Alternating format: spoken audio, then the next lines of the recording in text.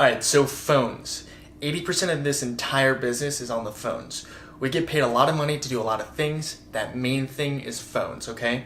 So we're gonna go over phone scripts. There's nothing weird about saying the same thing to multiple different people. So phone scripts, we're gonna go over for instant internet life leads, Facebook final expense mail, and mortgage mail. Now the way that we're going to do this is I'm going to go over the phone script and then you are going to write this down by hand. I could give you a PDF document or a Word document and just have you print that out, but I want you to go through the act of writing this down so that you can internalize it, and then when you start getting into the motion of doing this yourself, you're going to internalize it. Did I say internalize it? And then personalize it. Okay? So what I'm going to give you today is what works for me. You want to memorize, internalize, and then personalize.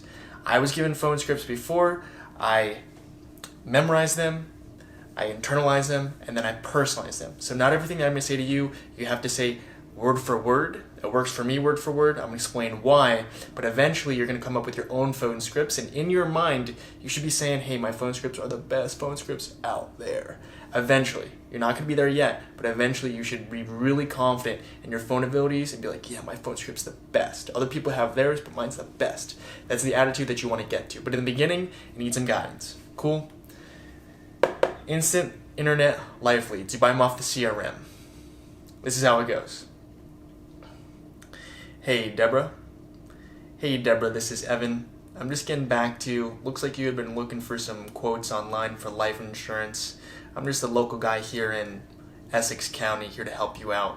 I'm going to see you put yourself down in Franklin. Is that correct?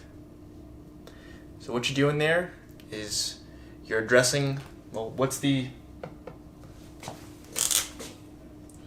anatomy of an opener? Or what's the anatomy of a phone script? I'll even dial it back. You have an opener, appointment, tie down. So there's three sections. You have your opener, then you have your funnel, and then you have your tie down. So we're just going to focus on the opener right now. The opener for the instant internet life lead, who I am, why I'm calling, and then a confirming question. So who I am, hey Deborah, this is Evan, just getting back, so that's who I am. Why I'm calling, I'm just getting back to you. Looks like you were looking at some quotes online for life insurance. I'm the local guy here to help you out in Essex County. I have you down in Franklin. Franklin's the town. So you're identifying who I am. Hey, I'm Evan. Why I'm calling. Why am I calling? Because you were looking at some life insurance quotes online. And a question. And that's going to round it out. Now, how do you provide direction in a conversation? You ask a question. Because as long as I answer that question, you're going down that path. You're going down that path. Where do you want the path to lead? To a close. On this, what's a close? A close is booking an appointment. So you want that path to lead down towards getting the appointment. Then I'll talk about tie downs. But the opener is very important. And with an instant internet life lead, this is the script for an opener that I use. Okay, and we're going to go through the 4 different openers based off of the 4 different lead types. So, just to recap, instant internet life lead, hi, Deborah. And we never ask, hey, is this Deborah? We just assume, hey, Deborah. The only person that asks, hey, is this Deborah, is a telemarketer. We're not a telemarketer. We know that it was Deborah that filled out the form, okay? Hi, Deborah. Hey, this is Evan. Just getting back to you. You looks like you were searching for some life insurance quotes online. I'm just a local guy here in Essex County, assigned to help you out. I'm going to have you down in Franklin. Is that correct? That's it. Facebook final expense. I probably dialed this guy about 10,000 times, alright? Hi, Deborah. Hey, Deborah, this is Evan. I'm just getting back to you about that Facebook form you filled out, requesting information about the state-regulated burial cremation life insurance program here in Nevada.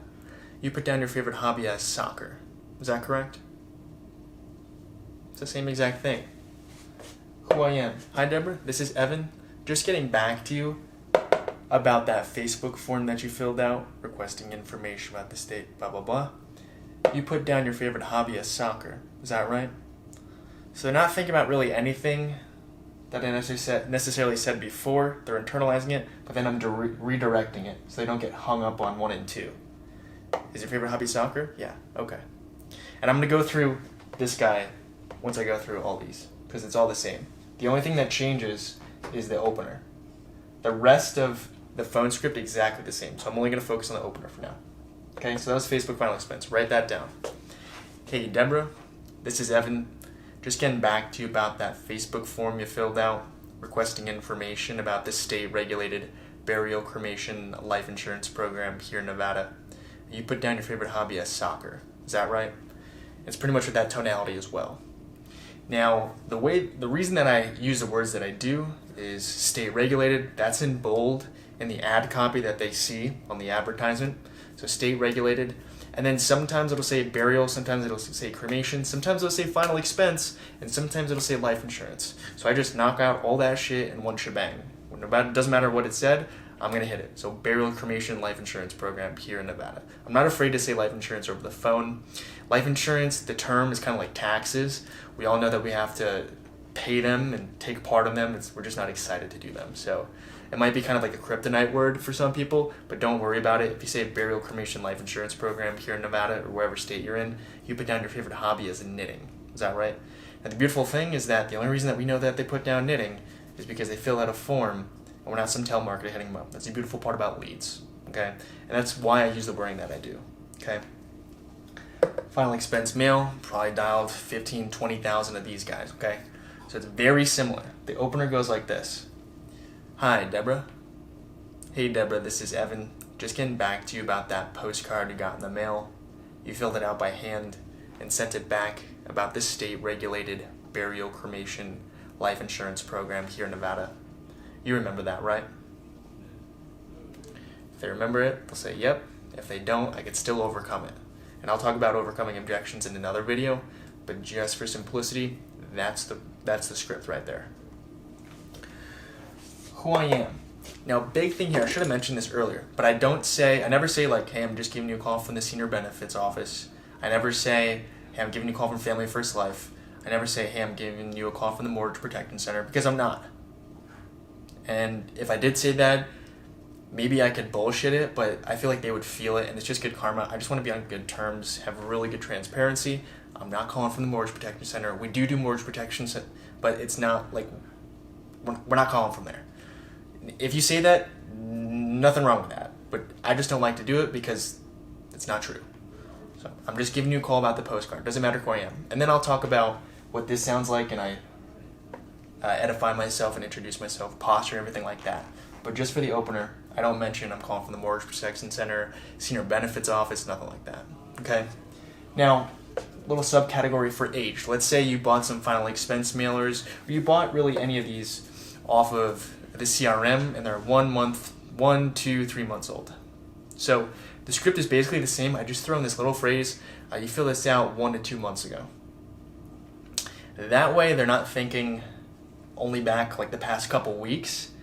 They're thinking back like 1 to 2 months. Because if I talk to, hey, this is about the postcard, blah, blah, blah, you remember that, right? Well, maybe they're only thinking about 1 to 2 weeks back, maybe 3 weeks back, but they're not thinking like 1 month, 2 month, 3 month. And it might be true. And if they do think back 1, 2, 3 months, they might remember it. So, same exact thing. Hi, Deborah. Hey, Deborah, this is Evan. Just getting back to you about that postcard you got in the mail. You filled it out by hand and sent it back about this state-regulated burial, cremation, life insurance program here in Nevada. This was about 1 to 2 months ago. You remember that, right? You're just really assumptive. You remember that, right? No, I don't remember that. I'm a dumbass. No. Some people say that.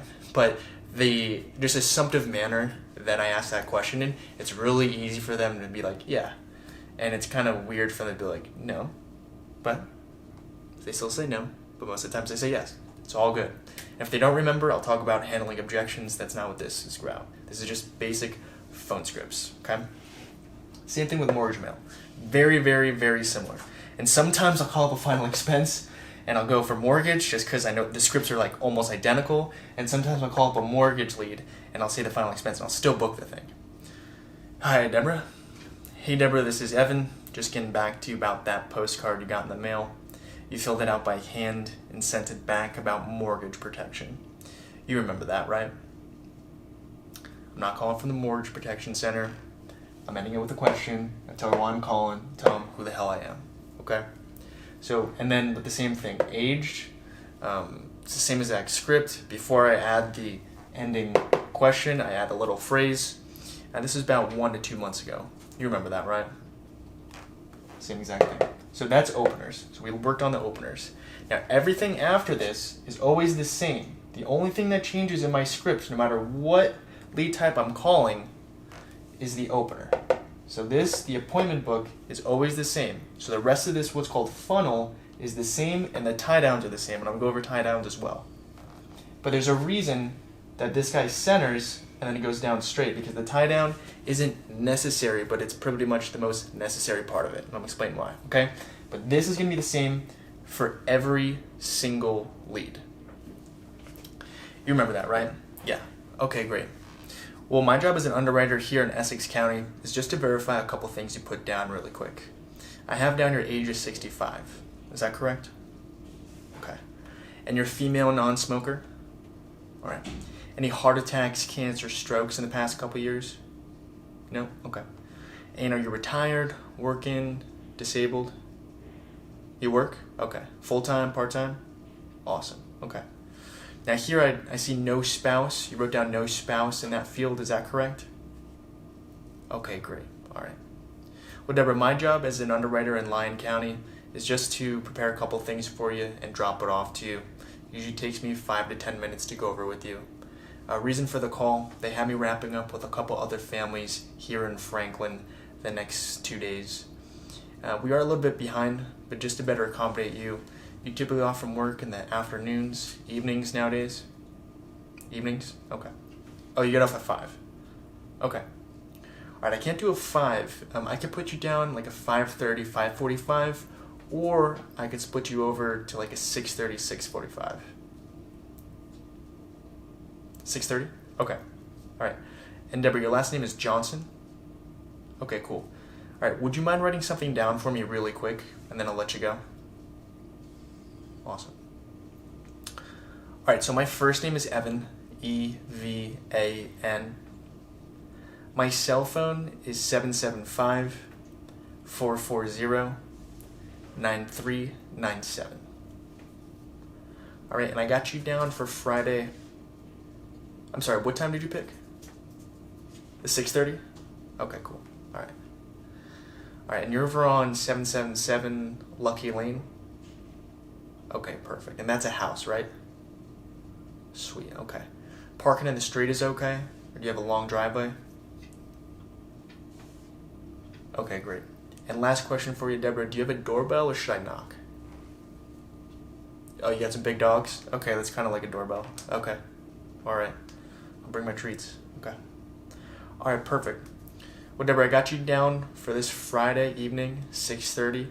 Look forward to meeting and helping you out then. All right. Have a great day. See you. Bye-bye. Basic. Nice and easy. Just lead them down the path. All right? I'm going to break down what I said. So, my job as an underwriter here in Essex County is just to verify a couple things you put down really quick. Now, if I say the words really quick, whatever I say first, the client can't. So if I say I'm really busy, the client can't say that they're really busy. I take it off the table. Whoever takes it off first wins. So my job is just to verify a couple things that you put down really quick. I'm not being like, you put them down, so now you gotta answer. But no, it's just very polite. A couple things you put down really quick. I have your age as 65. Is that right? And maybe they had a birthday. Some people had a birthday since the time they filled out the postcard and sent it back. It's the same thing with Final Expense or Instant Internet Life Lead. I don't like to do date of birth. I don't know why. Maybe it's a self-limiting belief. I just do the math and I'm like, hey, like, you're 59 years old. You're 65 years old. Okay, cool. You're male non-smoker, female non-smoker. And I always just assume that they're non-smoker, and they'll correct me if I'm wrong. So, and it's never on the form. Well, sometimes with mortgage mailers, it'll be on the form, but any of these top 3, it's never on the form. I know if they're male or female, but I don't know if they smoke. I just assume. I'm like, okay, you're female non-smoker? Okay, great. And any heart attacks, cancer, strokes in the past couple years? No. And from there, that's not super important. We have AIG, so it doesn't matter what their health is. We can still get them covered. I just want to know, and just so they can, what's called qualify themselves to me, so they can start investing in the conversation. And this gives them a little bit of time to elaborate with me still maintaining control. So any heart attacks, cancer, strokes, Nope. Sometimes they'll be like, yeah, I had a stand put in a couple years ago. Okay, great. All right. Well, not okay, great, but okay. Copy that. Okay. And then retired, working, disabled. This is really important. You didn't used to work. I didn't used to use this, but this is really important to understand because this will give you an idea of when they're home or not and just their lifestyle. So, and you'd be surprised. Some people that are in their 50s are disabled, unfortunately. And some people in their 70s are still working. So it's all good. You just got to make sure. Hey, you working, retired, disabled? I'm working. Let's just say they're working. I always ask part-time or full-time. That gives you a better understanding of their schedule, right? Work full-time. Okay, so I know that they're working full-time. When I ask them, you typically home from the work in the afternoons or evenings, when I'm starting to book the appointment right here, that's how I frame it up.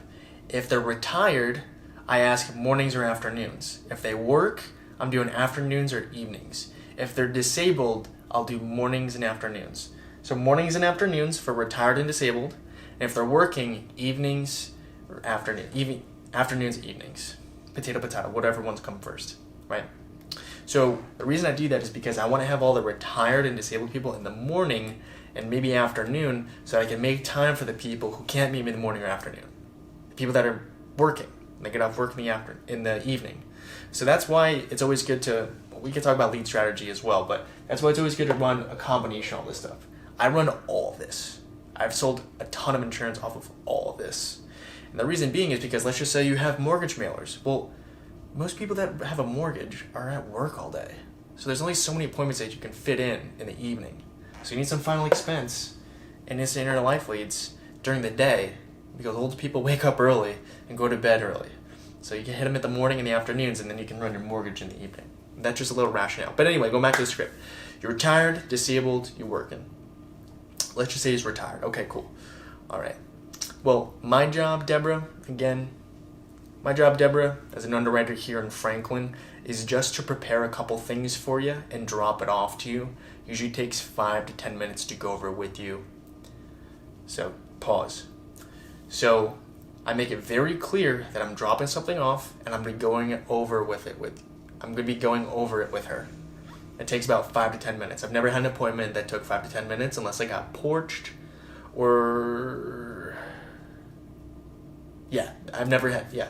no appointment has ever taken 5 to 10 minutes unless I got porched. And then I establish who I am. As an underwriter here in blank county, okay? I like to use that term. I'm an underwriter here in blank county.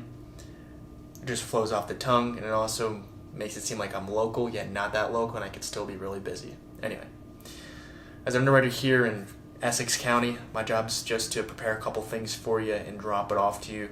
Usually takes me 5 to 10 minutes to go over with you.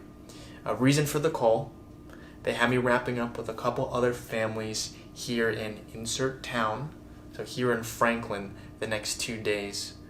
Now we are running a little bit behind, but just to better accommodate you, you're typically home from work in the evenings or afternoons, or I'll say we are running a little bit behind, but just to better accommodate you, with you being retired, you're typically home in the mornings, afternoons nowadays, and that's how I phrase it. And that's all contingent on whether they're working, disabled, or retired. So going back to it, why I'm called. So reason for the call, they have me wrapping up with a couple other families in your area. What does that mean? I'm going to be out there anyway.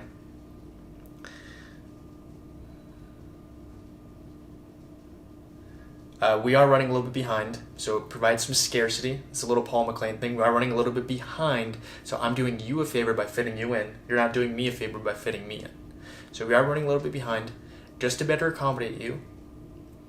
With you being retired, or with you working, you typically home from work in the afternoons, evenings.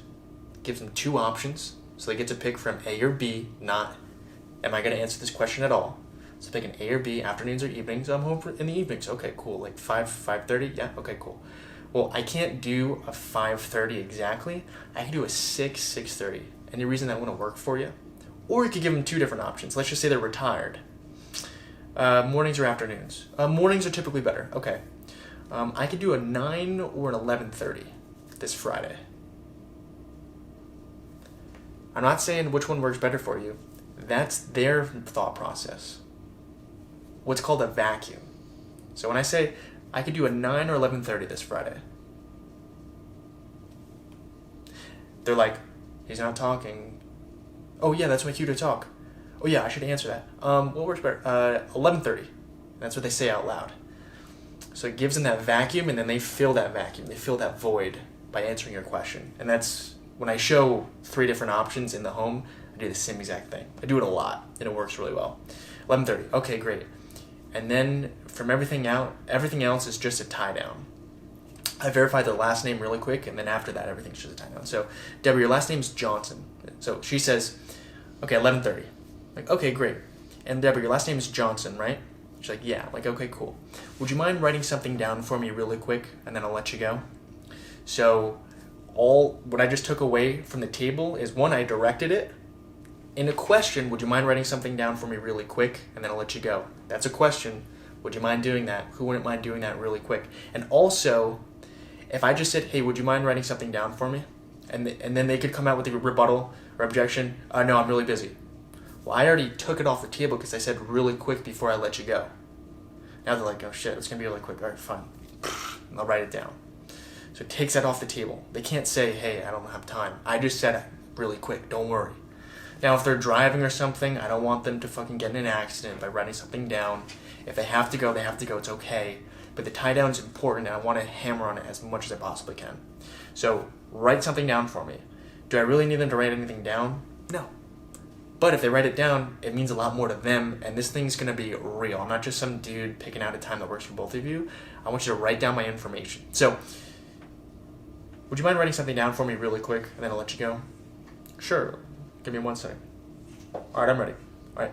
My first name is Evan, E-V-A-N.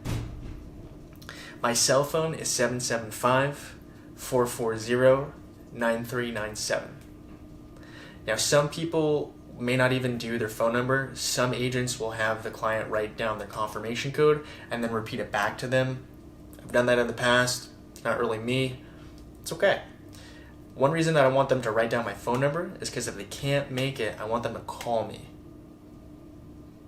I'm still going to show up, but I want them to call me.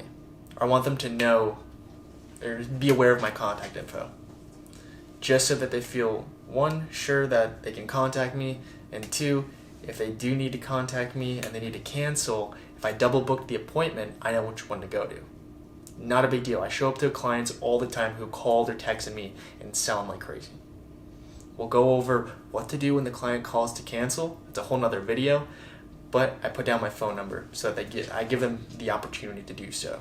It allows me to be aware of, okay, I have 2 clients at 5 p.m., 1 called to cancel and 1 didn't. They were both decent appointments. I know which one I'm going to, right? And I can give the other one to another agent that I'm working with in this area, okay? But not a big deal. Give them my number, okay? And then I say, okay, and that's for Friday evening. I'm sorry, which time did you pick? Dude, I know exactly what time they picked. But, which time did you pick? And they're like, 5:30. Now, instead of making them repeat back to me a confirmation code, I make them repeat back to me the time, which is really good. And sometimes they'll mess up. They'll be like, 4, and I'm like, oh, you want to do 4? I thought you said 5. Oh, yeah, 5. Okay, cool. All right, 5. And then this is where I do the address. I never do the address in the beginning. I think it's kind of invasive. And people are like, yeah, I live on 123 Main Street. Okay. So that's just me. It might be a self-limiting belief. Like I said, memorize, internalize, personalize. You do however you want. These are scripts that work for me. Okay. So it's only now that I do, okay, you live on 123 Main Street. Is that right? Yeah. Okay. And that's a house, not an apartment, right? All right. Parking in the street is okay. Do I really need to know where it's parked in the street? I'm going to figure it out anyway. I want them to picture me parking in the street. Parking in the street is okay? Yeah? Or do you have a long driveway? If they have a long driveway, I don't want to have to walk from the street all the way up to the house. It's like a quarter mile, so I'm going in the driveway. And then, last question for you, Deborah. Do you have a doorbell or should I knock? What does that mean? I'm coming in. Big time. I'm not just dropping something off in the mailbox. I'm coming the fuck in the door. I'm going to sell you some goddamn life insurance to protect your family for when you're not there. But almost like the next level would just be like, all right, when I get there, do you want shoes on, shoes off? I don't do that. That'd be kind of funny. But anyway. So last guy is should I knock or should I ring the doorbell? And sometimes they'll let you know if they have dogs or X, Y, and Z. You give me a call when you get there. I'm not going to give you a call when I get there. I'm just going to knock on the door. Like, whatever. If you don't freaking answer the door, then I'll call you, but whatever. So, doorbell or knock? Okay, great. All right, now this is my closing line always. All right, Deborah. Well, listen, I got you down for 5:30 this Friday. I look forward to meeting and helping you out then. Have a wonderful rest of your day. And what I'm looking for there is a thank you. That's all I need. If I don't get a thank you, not the end of the world. But I never say thank you. You should never say thank you over the phone. Unless they give you maybe like a compliment. You should never say thank you in the home for the service that you're providing. Unless they give you like a bottle of water, or it has to do with something else. They give you a compliment. They do something nice for you. But as far as the service that you're providing, over the phone, it's you book an appointment to come to their house. They're going to say thank you to us because we're providing the service. We're not thanking them for booking the appointment. It might sound counterintuitive, but now it makes sense and now you know why. It's a lot of posture. And in the home, they're thanking you when you leave. When you write a card to follow up with them, it's a congratulations card. It's not a thank you card. You're not thanking them for anything that has to do with you providing insurance. Make sense? Hard for some people, but give them the space and the opportunity to say thank you. And that's what they should say. Thank you. All right, have a great day. Bye. Now, this tie... Oh, I just half erased that thing, but it's a good thing I'm almost done with this video. So that tie down, really important. Now, let's say that people are porching you a bunch. There's a couple things that you need to work on. It's probably not this part, because you're booking the appointment fine. They're probably not porching you due to something that has to do with this. They're going to porch you based off of something that has to do with this. Okay, the tie down that's half erased. So a couple things that you can add into your script that'll help what's called your show ratio. It's kind of nuanced and you got to practice a little bit, but all right, Deborah, I look forward to meeting and helping you out then. She's like, okay, great, thank you. Oh, and one last thing. You're not the kind of gal that would leave me on the porch, right? No? Okay, awesome. All right, see you then. Bye. Now, the way that you say that has to be kind of suave, calculated, calibrated. But if you do it right, they will not leave you on the porch because they just said that they want it. So that's worked. I've had a couple instances where I've needed to do that after I got porched an entire weekend. I'm like, well, back to the basics. Another thing that you can do, I like to have fun with stuff. So something that I'll do once in a while, just based off of feeling it, I don't do as always, is, all right, Deborah, would you mind writing something down for me really quick and then I'll let you go? Okay, great. All right, so my first name is Evan, E-V-A-N. If you want to just put a little heart next to that, that'd be great. Just shows that I care. She's like, who the fuck does that? Who's making me write a heart down? All right, well, I'm going to remember that now. So just things to stand out.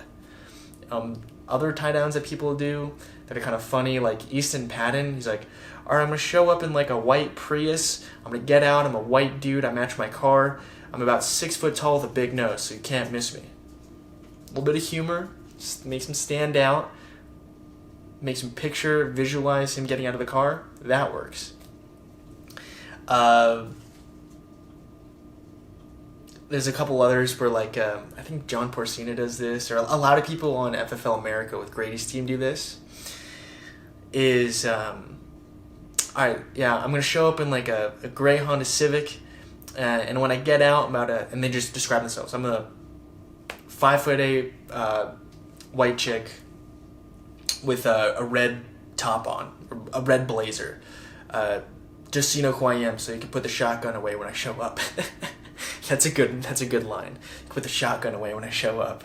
They're like, oh, okay, like, don't be alarmed, you know. So just memorable things, maybe a little bit of humor, spike emotions a little bit, helps with the memory, helps with the impact, helps with the emotional impact. So I hope this provides a lot of clarity for where you're at as far as dialing goes.